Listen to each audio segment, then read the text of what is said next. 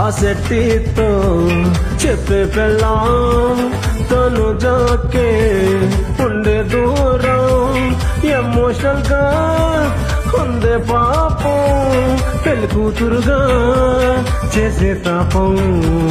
time పొందావా సంజులు వచ్చారే క్యూటీలు అమ్మొచ్చే పవనాలు పెట్టే స్వీట్లు ఈ బంగారాన్ని చూస్తా ఉంటే నాలో కోరిక పుట్టేసిందే సీజన్ 10 లో అడిగే పెట్టి చెయ్యాలే రచ చెయ్యాలే చికిరి చికిరి చికిరి